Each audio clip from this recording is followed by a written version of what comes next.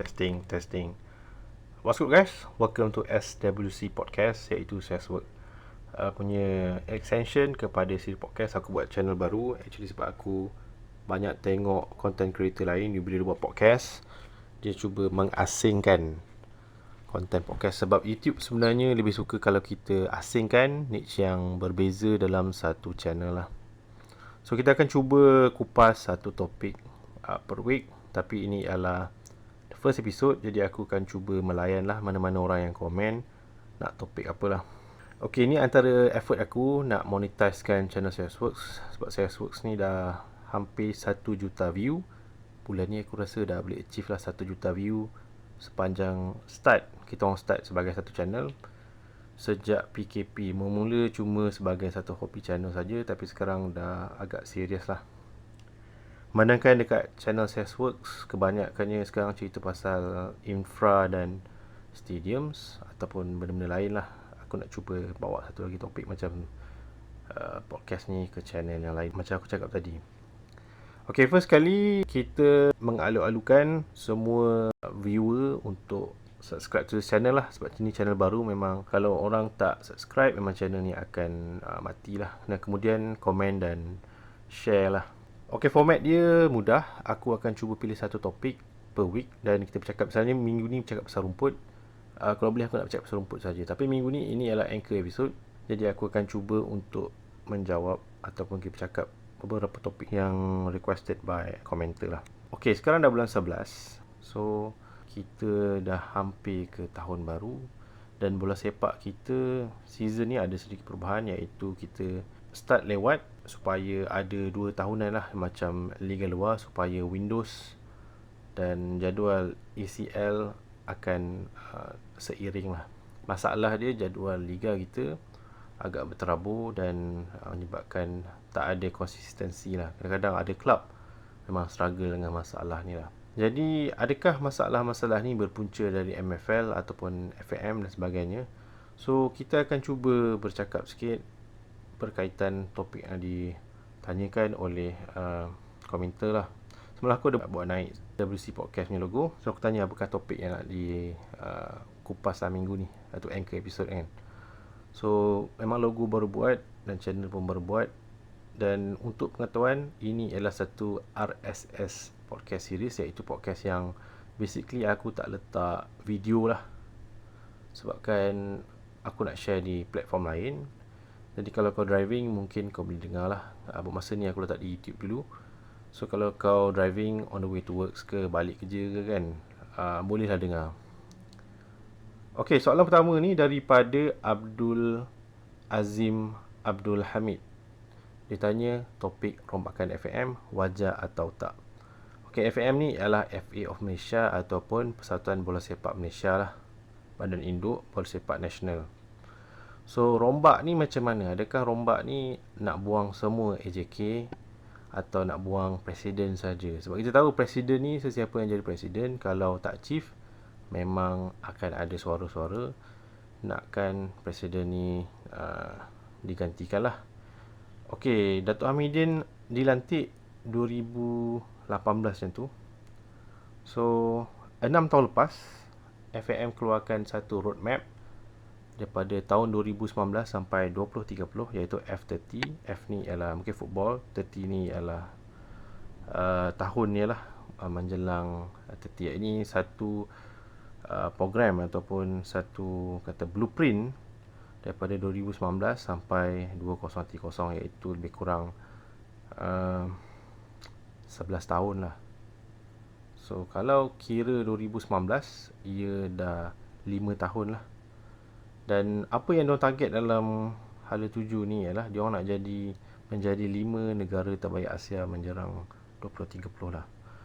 This one aku tak sure boleh achieve ke tak. 5 negara Asia terbaik bukan satu yang mudah. Jadi kenapa dia kata 5 negara Asia terbaik ialah, kalau ikut logik, 5 negara Asia ni kalau ketika qualifying round World Cup, maknanya boleh layak ke next World Cup lah. Ok, disclaimer ya. Aku, kalau orang tanya aku adakah Malaysia boleh layak ke World Cup, aku cakap direct je, Malaysia memang tak boleh pergi ke World Cup. Bolehkah menang Piala Asia? Bagi aku tak boleh menang Piala Asia. bolehkah menang ASEAN Cup ataupun macam AFF Suzuki Cup tu. Itu mungkin logik lah. Sekarang apa nama dia, Mitsubishi or something. Itu lebih logik lah. Dan bolehkah ada kelab pergi ke semi-final ACLE Elite ataupun ACL 2? Buat masa ni agak suka, sangat suka effort dua kelab yang sekarang mewakili ACLE dan ACL 2. Dalam beberapa tahun akan datang, maybe boleh. Jadi kalau melihat pada roadmap 2030 untuk F30 ni nak jadi 5 negara terbaik Asia menjelang 2030, aku rasa dah macam kurang logik lah. Agak kurang logik lah bagi aku. Tapi tak tahu, mungkin lepas ni dapat funding dari FIFA. Kita tahu FIFA dia ada program pembangunan bola sepak. Jadi kalau FAM follow semua guidance diorang, submit pada FIFA dan FIFA approve apa yang FAM buat, ikut diorang punya guideline, kita akan dapat lebih budget lah untuk development. Jadi mungkin itu yang FAM target. Aku pun tak sure. Dan kalau nak rombak FAM, adakah nak rombak semua ahli jawatan kuasa jugalah. Okey, sejak beberapa tahun ni liga kita dikendalikan oleh MFL, iaitu Malaysia Football League. Dulu nama dia FMPL, LFP panjang lah, aku tak ingat lah nak sebut macam mana.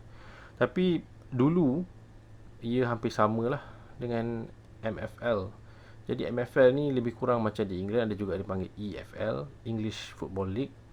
Dulu EFL ni menjaga seluruh liga dalam kalender bola sepak England lah, daripada Liga Division 1 sampai Division bawah lah.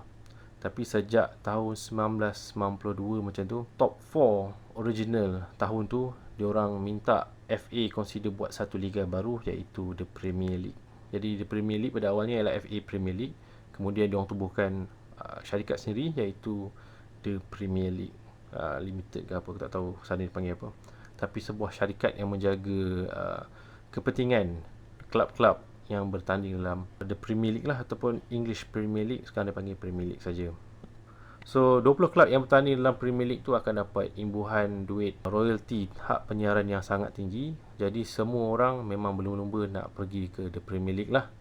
Termasuk orang-orang investor American dan sebagainya nak beli klub-klub yang sedia ada dalam EPL. Sebab itu kita tengok sekarang EPL dah jadi global game, atau lebih tepat lagi the original Super League.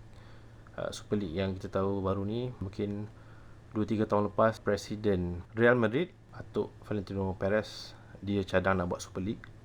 Super League tu sebenarnya ialah idea nak saing kemampuan buying power EPL sebenarnya.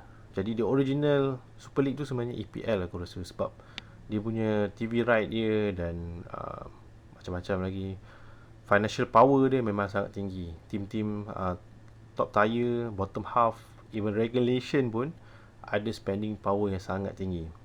Itu di UK. So MFL kita follow macam EFL lah.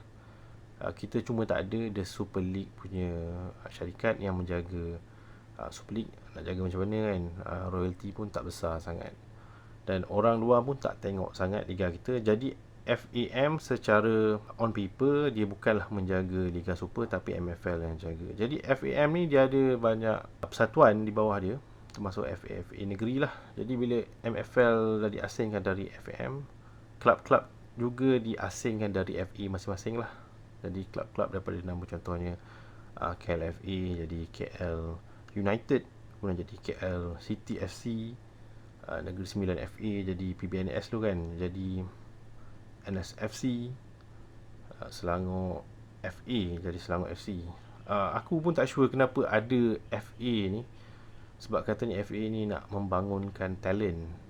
Bagi pendapat aku, kalau kau nak rombak FM macam mana pun, kalau kau buang presiden beberapa kali sekalipun, orang yang ada dalam FA ni adalah geng yang aku rasa circle yang sama lah. Selagi ada FA ni, dan kalau ada orang politik yang masuk dalam FA ni, aku rasa dia akan berpusing di tempat yang hampir sama lah, ataupun dia punya anjakan paradigma dia tak menjadi. Paradigm shift susah nak jadilah. Untuk bola sepak kita pergi jauh, memang kita kena ada lebih banyak orang yang ada vision dan ada keupayaan lah nak menarik duit, nak membangunkan infrastruktur dan sebagainya lah.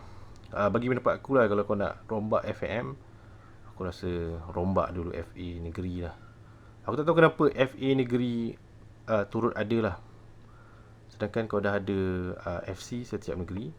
Kemudian kau dah ada NFDP yang membangunkan talent-talent di seluruh negara lah. Setiap negeri ada cawangan NFDP. Dan NFDP ni diikut macam Clairefontaine di France, Aspire Academy di Qatar, dan banyak lagi lah. Kalau di Jerman sana pun ada juga. Di FB misalnya ada cawangan setiap negeri. Di FB tu macam FAM, tapi dia cawangan setiap negeri. Dia bukan FA setiap negeri, tapi ialah DFB setiap negeri. Jadi DFB kerja dia akan bawa satu lori, satu macam van lah, dan akan cari talent, raw talent di setiap kampung-kampung di Jerman. Kemudian akan rekrut orang sebahagian daripada proper DNA implementation, ataupun dia nak ajarkan cara DFB bermain lebih teknikal dalam membentuk generasi baru lah. Jadi cara ni berjaya membentuk satu pelapis Jerman yang bagus lah. Ni kau boleh tengok sendiri, ada satu dokumentari nama dia, aku tak ingat apa lah. Masa Jerman menang World Cup tahun 2014, ada satu channel di Jerman nama dia DW, iaitu Deutschwelle. Schwelle ni dia buat dokumentari pasal bola sepak Jerman. Asalnya Jerman ni adalah sebuah powerhouse bola sepak, iaitu West Germany. Dan diorang masa tu terasing dengan East Germany. Walaupun diorang terasing, West Germany memang sangat dominan. Dan East Germany pun ada talented players yang diorang kemudian integrate masuk dalam German squad bila tembok Berlin dipecahkan. Jadi masa tembok Berlin dipecahkan awal 90-an dulu, penganalisa bola sepak menjangkakan Jerman akan rule bola sepak dalam masa yang sangat lama. Kita tahu 80-an, 90-an Jerman memang satu tim yang dominan lah. Tapi bila masuk ke era milenia, tahun 2000, masuk Euro 2000, Jerman dah nampak sangat-sangat tua. Jadi DFB dia buat program mencari bakat muda, pergi ke setiap kampung dan bangunkan player-player ni atas kapasiti DFB setiap negeri lah. Jadi macam kita ada FA bangunkan talent, tapi talent yang terbaik semua pergi ke NFDP. Jadi aku rasakan kalau kau betul lah nak rombak FAM, ada baiknya consider rombak FA setiap negeri. Sebab aku tak tahu kenapa ada FA, kemudian ada FC.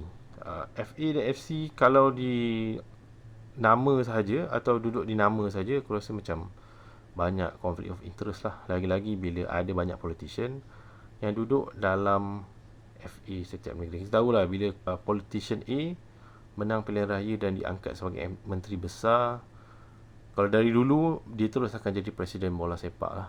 Walaupun dia tak naik, kadang-kadang dia akan letak dia punya orang bawahan dia lah. Jadi FA ni akan jadi sarang orang politik, dan bila ada orang politik, maknanya sukan tu akan dipolitikkan lah somehow. Gaji tak bayar dan sebagainya. Tak ada concrete effort nak membangunkan bola sepak secara organisasi, secara komersil dan secara klub, secara amnya lah.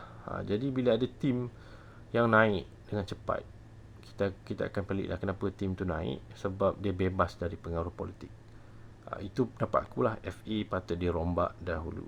Dan kalau kita lihat, banyak tim memang ambil player dari NFDP. Dah masanya kalau FA tak jalankan tugas yang baik, ambil saja talent dari NFDP. Sebab aku mendapat kalau di France sana pun banyak klub ambil player-player dari Clairefontaine jugalah. Macam Thierry Henry, macam Nicolas Anelka. Diorang masing-masing bermain di Monaco, AS Monaco, dan satu lagi bermain di PSG lah. Jadi kalau klub dah bangunkan akademi dan klub boleh independently berdiri membangunkan player sendiri di akademi, aku rasa tak perlulah DFA membangunkan talent lagi dah.